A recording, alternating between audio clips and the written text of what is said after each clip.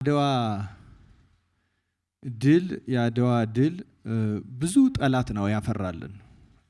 በጣም ብዙ ጠላት ኢትዮጵያ ሲባል ትንሽ አሁን እኔ በዓለም ላይ የሚመስለኝ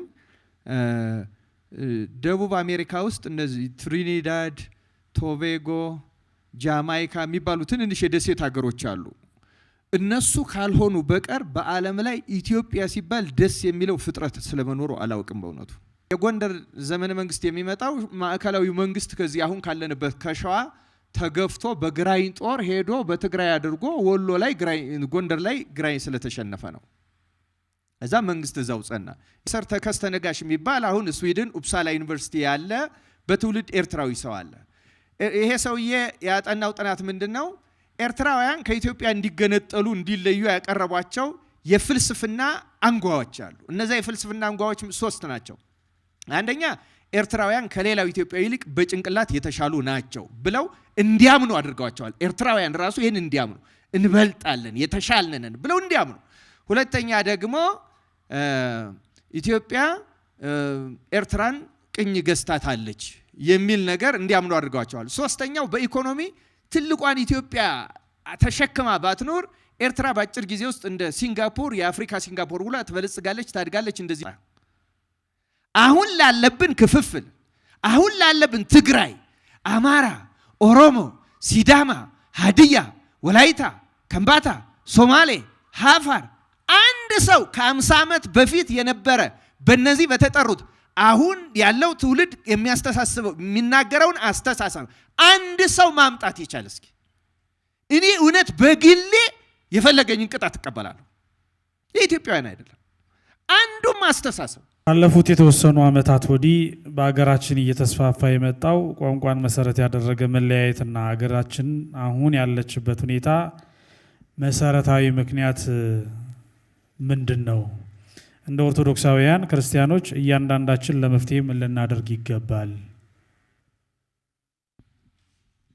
እግዚአብሔር ይስጥልኝ። ጥያቄዎቹ ተደጋጋፊ ናቸው፣ አንድ አይነት ይመስሉኛል። በአጭሩ ለመመለስ ለሌሎቹ ጥያቄዎች ቦታ እንድናገኝ በሁለት መሰረታዊ ምክንያቶችን ማንሳት እፈልጋለሁ። የመጀመሪያው አሁን የንታ ሊቀ ብርሃናት እንዳነሱት በነገራችን ላይ በግልጽ ብንናገረው ይሻላል። እስከዛሬ ዝም ብለን እንደው ያልጎመጎምን አንዳንዱን አንናገረው። የአድዋ ድል ብዙ ጠላት ነው ያፈራልን። በጣም ብዙ ጠላት። በነገራችን ላይ አሁን እኛ እዚህ ኢትዮጵያውያን በተለምዶ የመጽሐፍ አምላከ እስራኤል፣ አምላከ አብርሃም፣ አምላከ ይስሐቅ፣ አምላከ ያዕቆብ ሲባል ስለምንሰማ እስራኤል ሲባል ልቡናችን ክፍት ይላል። ግን እኛ ኢትዮጵያ ሲባል ልቡ ብድግ የሚል ከኢትዮጵያ ውጭ የሆነ አሁን ኢትዮጵያውያን ራሱ ኢትዮጵያ የሚለውን ቃሉን ሁሉ እስከ መጥላት ደርሰዋል። አሁን ወይም የጠሉ ኢትዮጵያውያን አሉ። ይሄ ምንም የሚደበቅ አይደለም። ግን ኢትዮጵያ ሲባል ትንሽ አሁን እኔ በዓለም ላይ የሚመስለኝ ደቡብ አሜሪካ ውስጥ እነዚህ ትሪኒዳድ፣ ቶቤጎ፣ ጃማይካ የሚባሉ ትንንሽ የደሴት ሀገሮች አሉ።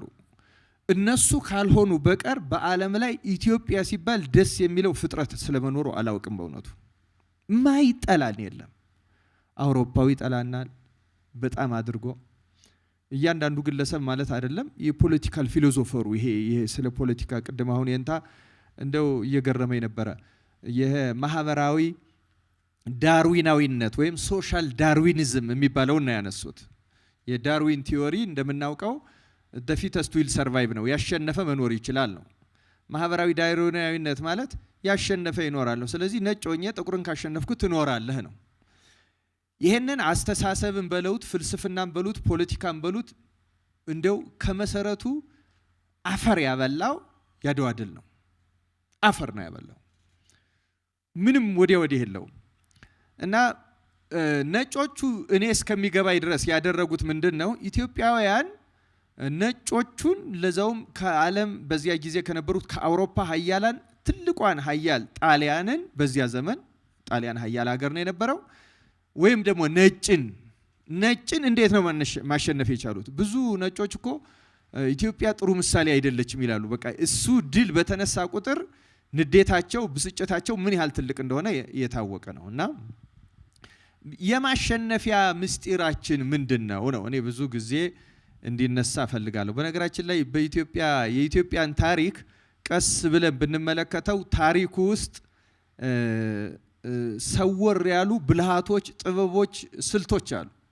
ቅድም የእንታ ገብረመድህን ሲያነሳሷቸው ነበር ነገስታቱ። ለምሳሌ የነ ላሊበላ ዘመን ወይም የላስታ ዘመን ያልፍና የዚህ በተለምዶ የሸዋ ዘመን የምንለው መካከለኛው ክፍለ ዘመን ወይም በአንዳንዶች ምሁራን አጠራር ሰለሞናዊ የሚባለው ሲመጣ ነገስታቱ ዳዊት፣ ይስሐቅ፣ ዘርዓ ያዕቆብ እንደዚህ ናቸው። በነገራችን ላይ ልክ የጎንደር ዘመነ መንግስት ሲመጣ የነገስታት ስም ይለወጣል። ለምን? የጎንደር ዘመነ መንግስት የሚመጣው ማዕከላዊ መንግስት ከዚህ አሁን ካለንበት ከሸዋ ተገፍቶ በግራኝ ጦር ሄዶ በትግራይ አድርጎ ወሎ ላይ ጎንደር ላይ ግራኝ ስለተሸነፈ ነው። እዛ መንግስት እዛው ጸና። ይሄ ታሪካዊ አጋጣሚ ነው እዛ የወሰደው። ሌላ ምንም ታሪክ የወሰደው ነገር የለም። ግን ከዛ በኋላ የማህበረሰቡን ስነ ልቡና ሲለውጡ የነገስታቱ ስም የጻድቃን የምናምን ስም ከመሆን ይቀየርና የሰማዕታት ስም መሆን ይጀምራል። ገላውዲዮስ፣ ቴዎድሮስ፣ ሱስንዮስ፣ ፋሲለደስ፣ ኢያሱ ምናምን እነዚህ በሙሉ መዋዕያን ናቸው፣ አሸናፊዎች ናቸው፣ ተዋጊነት ታሪክ አላቸው። ይሄ እኮ ትልቅ ፍልስፍና ነው፣ ቀስ አድርገን የምናስታውሰው ማለት ነው። አንዱ እኔ አሁን ቅድም ብዙ መጠየቅ የሌለበት ምለው ምንድነው እንደዚህ ያለ በመድረክ ስላወራ ነው ለውጥ አያመጣም። የሚያመጣው ስናውቅ ነው፣ ወደ እውቀት ነው መድ ያለብን። ስናውቅ እውቀቱ ይወስደናል እኮ እዛ ምን ደርስበት ጋር ይደርሰናል። አሁን ብፁዕ አባታችንም ተናገሩ፣ ተመረጡ፣ ግቡ ምናምን እኔ ማለትም የለብንም ብዬ ነው የማስበው። የእሳቸውንም የሌሎቹም እንትን ለማለት ሳይሆን ይሄ ሳይነገር የማይገባው ሰው ቢነገርም አይገባውም ብዬ ነው የማምነው። በነገራችን ላይ ምንም ትርጉም የለውም እንደዚህ ያለ ሰው፣ ምንም ትርጉም የለውም። እንደውም ለእንደዚህ ያለ ሰው ከመንገር አለመንገር ግድ የለም፣ አርፈህ ከተቀመጥ ማለት ይሻላል። ለዛው እንደተባለው ቢፈልግ ቴዎድሮስም ቢፈልግ እንትናን ሲጠብቅ ይኖር እና ትልቁ ነገር የኢትዮጵያ የክርስትና ስነ ልቡና ፍልስፍናውን እንድታዩ ትፈልጋለሁ። ስም ራሱ በዓላማ ነው፣ በሆነ ዘመን የሚወጣው ዝም ብሎ አይደለም። እና ትርጓሜያችንን አሁን ብዙ እንደው ለመናገር ብዙ ጥሩ ላይሆን ይችላል እያልኩ ነው እንጂ ሶሻል ዳርዊኒዝምን የኛ ትርጓሜ ነው የሚጥለው። ለምሳሌ አዳም የሚለውን ሲተረጎም እንደ ራይት ያልረዘመ፣ እንደ ድንክ ያላጠረ፣ እንደ ለምጻም ያልተንቦገቦገ፣ እንደ ቁራ ያልጠቆረ ይላል። አበሻ ማለት ነው ሲተረጎም ባጭሩ አይደለም። በቃ የሰው ልክ አበሻ ነው እንደማለት ነው። በነገራችን ላይ ይሄ እኮ ትልቅ የስነ ልቡና መሳሪያ ነው። የሉድ አቅሌማ ሲተረጎም ለምሳሌ እንዴት ነው የሚተረጎመው? የሉድ ታሪክ እንደዚህ እኔ እንዲያውም በፊት ድሮ ገጠር እያለሁ እንደዚህ ያለ ሰው ያለ አይመስለኝም ነበር። ስለ ሉድ ሲነገር አይነ መጭማጫ፣ ዘውረ ለውጫ፣ ጥርሰ ገጣጣ፣ ደረተ ማንታ፣ እግረ ዘነዘና፣ ወገበ መናና ሲባል በኋላ የኤዥያ ምናምን ሰው ሳይ እንዴ አለ እንዴ እንደዚህ ሉድ በዛ አይተውታል። ግን እኔ ሲበስለኝ ኢትዮጵያውያን አይተው ነው ወደ ትርጓሜ ያመጡት፣ አይተው ነው። እኔ ሰው እኩል ነው ብለው ያምናሉ። የተሻለ ነው ከተባለ ግን አበሻ ነው የተሻለው ነው። በነገራችን ላይ ስነ ልቡናው አሁን ውጊያው የተቀየረው የተሻልከ አይደለም ነው።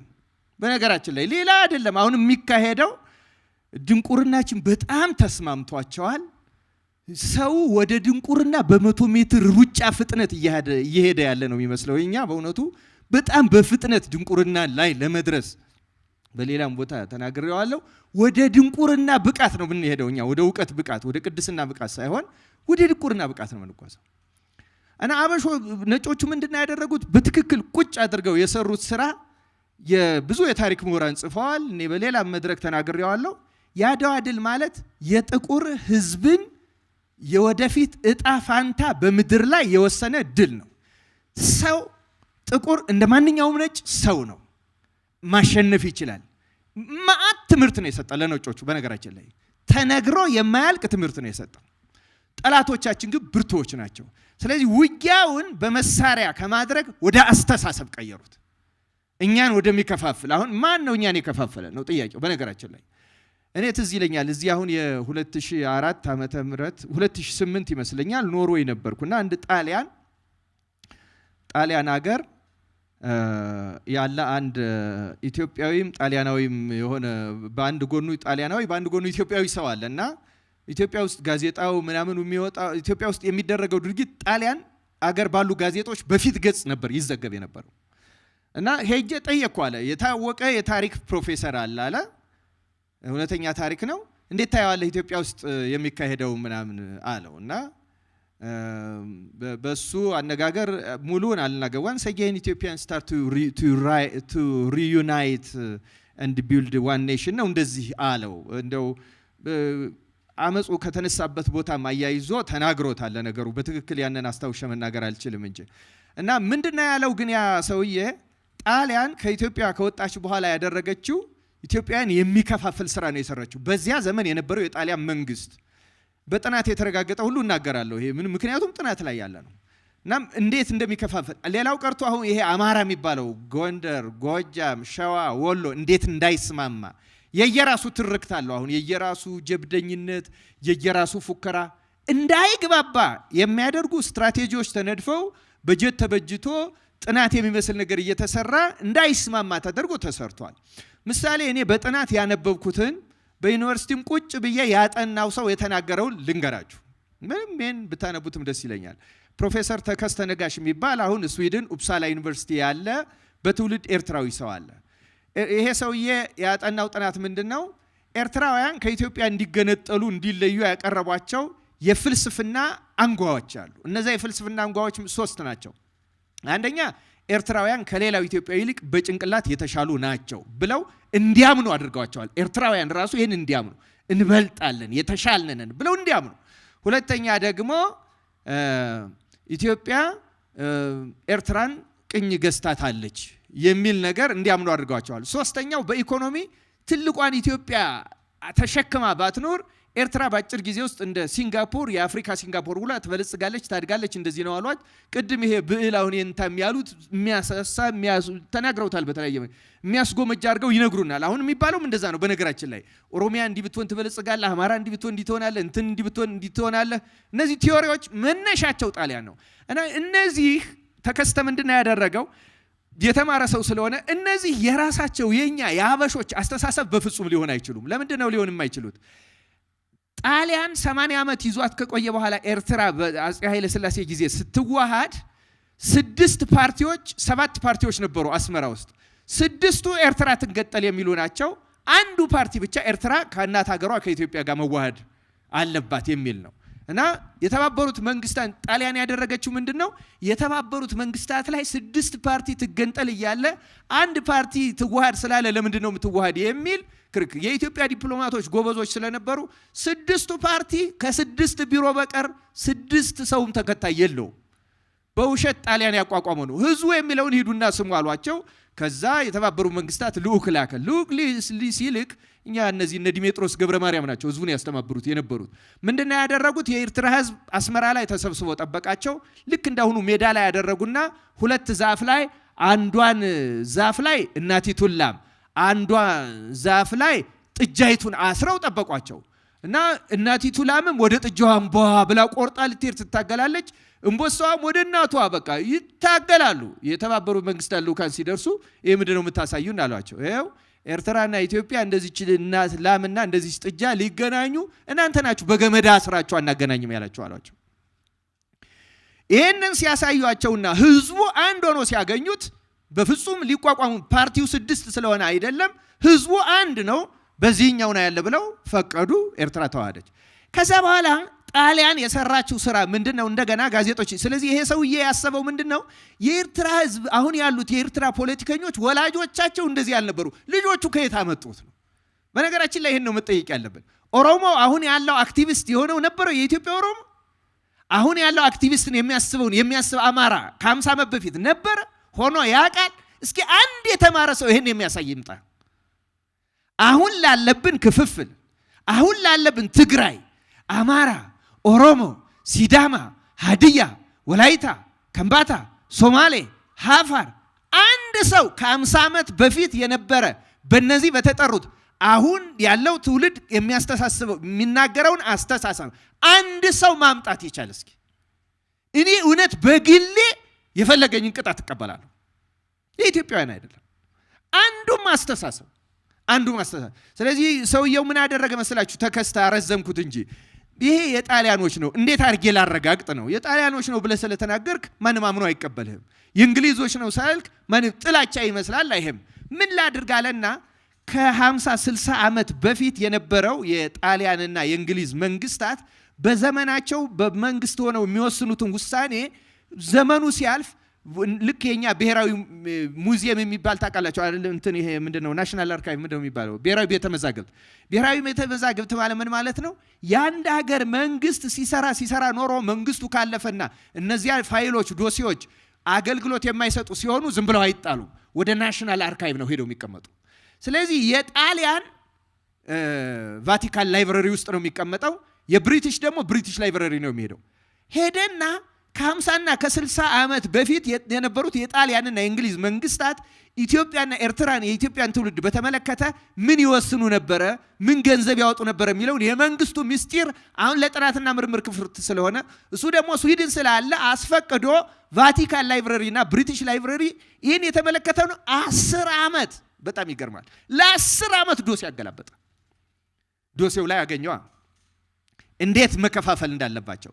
ለምሳሌ ቅድም ያልኳችሁን ኤርትራውያንን እሱ ኤርትራ ላይ ነው በደንብ ያተኮረ ኤርትራዊ ስለሆነ እንዴት ነው ያሳመኗቸው? አንድ ኤርትራዊ ከአንድ ኢትዮጵያዊ በጭንቅላት እንደሚሻል ይሄን እንዴት ነው ስትራቴጂው? እዛ ላይ አለ ቃለ ጉባኤው ላይ አንደኛ 130,000 ጣሊያናውያን አስመራ ሄደው እንዲሰፍሩ በየቤታቸው 3 እና 4 የቤት ሰራተኛ እንዲይዙ ለኤርትራ ትግሬዎች ብቻ ሙያ ፓስታ መስራት ሊሆን ይችላል፣ ፒዛ መጋገር ሊሆን ይችላል፣ የመኪና መጎማ ቀየር ምናምን እንዲያስተምሩ፣ ለሌላው ትግርኛ ተናጋሪ ለሆነው እዚህ መረብ ምላሽ ላለው እንኳን ለሱ እንዳያስተምሩ በፍጹም።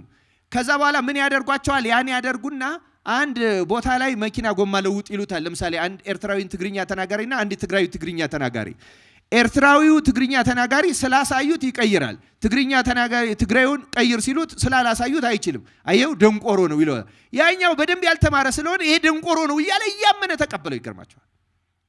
ኢኮኖሚውን እያንዳንዱን በተመለከተ። ስለዚህ የመጀመሪያ እውነቱን ይሄ የጥናት ጉባኤ ላይ የሚቀርቡ ሐሳቦች ናቸው። እንደዚህ ግን አሁን ተቸግረናል፣ መናገር አለብን። ይሄ ከጥናቱ እያወጣን መሰረታዊው ዘሶኮል ይሄ አሁን ኢትዮጵያን እስካሁኑ መንግስት ድረስ የሚመሩት በሙሉ የዚያ የ50ዎቹ የ60ዎቹ ትውልድ በለጋ እድሜያቸው የዩኒቨርሲቲና የስኩል ተማሪ ሆነው የጣሊያን የእንግሊዝ መንግስታት ስፖንሰር በሚያደርጓቸው ጋዜጦች የታተሙ ወሬዎችን እውነት አድርገው የያዙ ናቸው። ይሄ እውነት ነው። የፈለገ ጎበዝ ፖለቲከኛ በሉት፣ አብዛኛው ያ ትውልድ የተበከለ ነው። አውሮፓ ስኮላርሺፕ እየሰጡ ሌላ ቲዮሪ እየሰጡ እየጨመሩ ይሄን እያደረጉ የኢትዮጵያ በቋንቋ በጎሳ የመከፋፈል አበሳ ሀ ተብሎ የተጸነሰው እንግሊዝ ነው። አድጎ ጎልምሶ ወታደር ሆኖ የመጣው ከጣሊያን ነው ለኢትዮጵያ። እነዚህ ሁለቱ ሀገሮች ናቸው። ማንኛውም ተመራማሪ ከዚህ ውጭ መውጣት አይችልም። ይሄ ተንኮል ትርጓሚዎች ታሪካችን እያጠኑ ለምሳሌ በፊሎሎጂ ዶኪመንቶቹን እያስጠኑ ከዚያ በኋላ ለትርጉም በሚያመች ይገርመኛል። አሁን በምኒልክና በአፄ ዮሐንስ ትርክት ላይ የአማራና የትግሬ ወጣት እንዲጣሉ ያደረጉበት ያሳዝናል። ትልቅ ትምህርት እኮ ነው። ይሄኔ አፄ ዮሐንስና አፄ ምኒልክ በአንድ ላይ በገነት እየዘመሩ ነው። እዚህ ምኒልክና ዮሐንስ እያለ በዱላ ሲደባደብ ይውላል። በጣም እኮ የሚገርም ነው። ሁሉም ሰዎች ናቸው። ኃጢአትስ እንኳን እነሱ ገዳም የገባ ብፁዓዊ እንኳን እኮ ኃጢአቱ የኔ አይነት ኃጢአት አይደለም እንጂ እኮ ይወድቃል፣ ይሳሳታል እኮ። አይደለም ምኒልክ፣ አይደለም ዮሐንስ፣ አይደለም ቴዎድሮስ፣ ማን ካሌብ ብንለው በጽድቅ ብናነሳው ባለመሳሳት ጻድቅ የሆነ አንድም ሰው የለም ከመቤታችን በቀር። እንደውም አንድ የምስራቅ ኦርቶዶክስ ሰው ምን አለ ቢነዳው the holy fathers are not the holy spirit አለ። እንዴ ቅዱሳን አባቶች እኮ ቅዱሳን ሰዎች ናቸው እንጂ ራሱ መንፈስ ቅዱስ አይደሉም ማለት እውነቱን። እንዴ ሰውነታቸውን ለውጠው መንፈስ ቅዱስ ሆነዋል እንዴ? እነሱ እግዚአብሔር ሆነዋል እንዴ? አልሆኑ። መንፈስ ቅዱስ ይሰራባቸዋል እንጂ ደግሞ ፈቃዳቸውን ጨልጦ ገርኝቶ እኛ እንደምንጠቀምበት እንደዚህ ማይክሮፎን እንደ ቴፕ እንደ ጠበንጃ አይደለም የተጠቀመባቸው። ሰው ሆነው ፈቃዳቸውን ተጠቅሞ ነው የሰራባቸው። ስለዚህ ሰው እንደዛ አይደለም። ይህን ማወቅ አለብን። እና ክርስቲያኖች የመጀመሪያው እነ ዕውቀት ነው የሚያወጣን። ቅድም እውነት ብለዋል ያው መጽሐፍ ጌታ የተናገረውን እውነትም እኮ ይሄ ነው። በዓለም ላይ የተከሰተውን እውነት ስለ ራስህ የምትናገረውን ቋንቋ ስለሚናገር ንጉስ ስለ ጮክ የምትፈጥረው ምንም ነገር የለም። እርግጠኛውን የምነግራችሁ ምኒልክን የምትደግፉ ራሱ ምኒልክ አይፈልጋችሁም። ዮሐንስን የምትደግፉ ራሱ ዮሐንስ አይፈልጋችሁም። እውነትን እንድንደግፍ ነው አሁን እነሱ በሰማይ ሆነው የሚፈልጉት። በምድር እያሉ መቼም ሰዎች ናቸው ለስልጣን የሚፈልጉትን ይኖራል። አሁን ግን ያን አይፈልጉም። በእርግጠኝነት የትኞቹ ይሄ አስተሳሰብ ከአድዋ ድል ገና ይጎደናል እና የሰው ልክ የኛ ትርጓሜው አስተሳሰቡ ምኑ ራሳችን አድርጎ ነበር የሰራው። በጣም ጥሩ ነው። የመጀመሪያው ድክመት የመጀመሪያው ችግር ይሄ ነው።